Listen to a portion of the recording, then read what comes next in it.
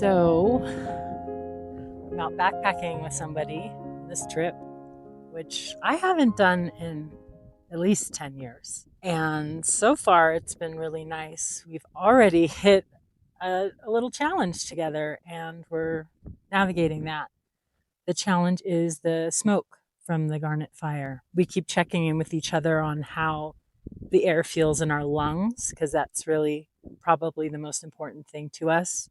We don't want to be taking in a lot of toxic air, but it smells pretty smoky and it's gotten progressively worse. I think so far we've come up 1,000 vertical feet. What do you know? Oh, we've already come up 1,800 feet and maybe 3 or 4 miles. I'm not exactly sure, but we're on trail and we have this half on trail, half off trail trip planned. And this is not what we were expecting. We had been watching the smoke reports and the air quality for days leading up to this. And just our luck, the wind has changed direction. We're needing to make decisions together about, should we bail? Should we keep going? And we've decided to keep going.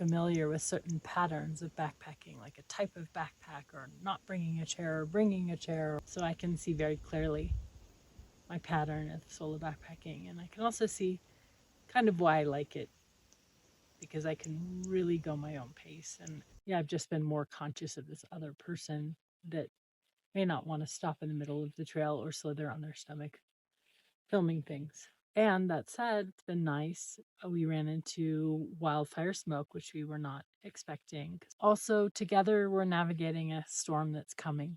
So we were going to go out for 5 days and 4 nights. And I think it's going to be instead 3 days and 2 nights because this storm is rolling in. Backpacking with another person hasn't quite brought the security I thought it would. It's really nice that he and I are making decisions together about the smoke and about the storm that's coming. But I realized in the end, I think I really trust myself. So when I am alone, I don't actually really need someone else's input. If I really deeply listen to myself, my intuition, I'm going to make the best choices. And there are so many options when we're out here. That said, tonight he and I are going to decide one of two different off-trail exits out of this basin. There's two different cols off-trail. One's class 2 and one's class 2 and 3. But we chose to not be out here in a bunch of weather. Backpacking in September and October can be a lot harder in terms of predicting the weather and fires.